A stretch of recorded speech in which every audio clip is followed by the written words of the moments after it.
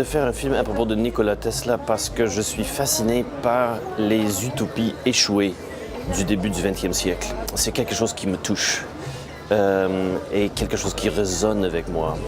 Et Tesla était vraiment un scientifique idéaliste de son époque. Et là maintenant, je trouve qu'on habite dans une époque où c'est difficile d'être idéaliste. Donc revisiter sa vision grandiose de l'avenir, je trouve ça très pertinent.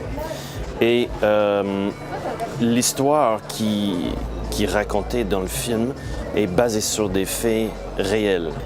Même des éléments qui sont très surréalistes, abstraits, même ça, c'est une représentation, une reconstitution des témoignages de Tesla lui-même. Par exemple, Tesla était amoureux d'un oiseau. Ça, c'est vrai. C'est quelque chose qu'il avait lui-même témoigné.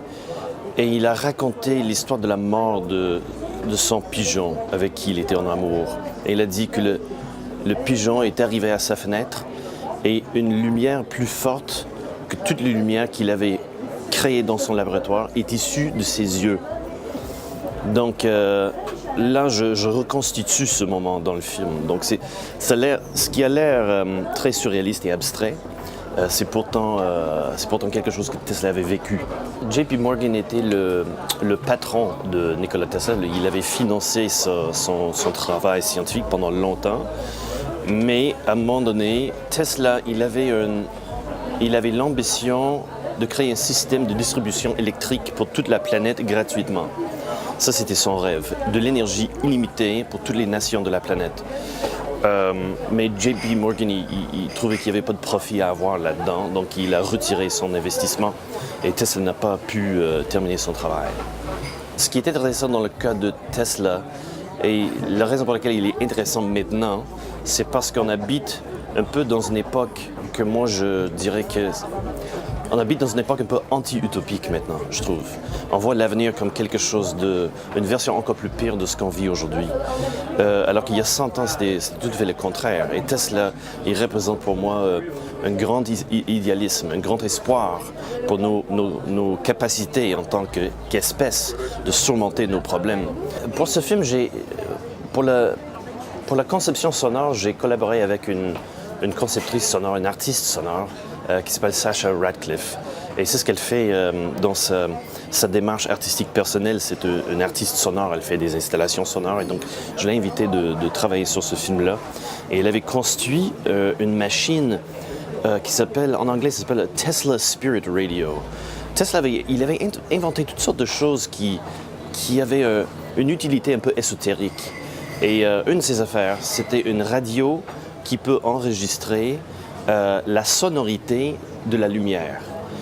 Donc, je ne sais pas exactement comment ça fonctionne, mais Sacha, elle a réussi à patenter cet appareil et elle peut enregistrer les vibrations de la lumière. Donc, elle a fait toutes sortes d'ambiances extraterrestres avec cette machine-là. Et c'est vraiment fascinant parce que même le son dans ce film se compose de la lumière. Visuellement, le film fait référence au film avant-gardiste du début du cinéma, surtout de l'animation de l'avant-garde. Il y a ça.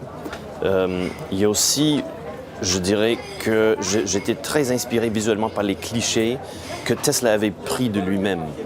Les photos que Tesla avait lui-même fabriquées sont tout à fait fascinantes. Il y a des photos de lui en train de lire, il y a de l'électricité, des éclairs tout autour de lui et lui il est en train de lire tranquillement.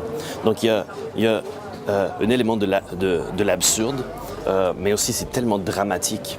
Tesla, il avait beaucoup de flamboyance visuelle. Et donc je m'inspirais beaucoup de ça. Donc ça veut dire travailler en pellicule.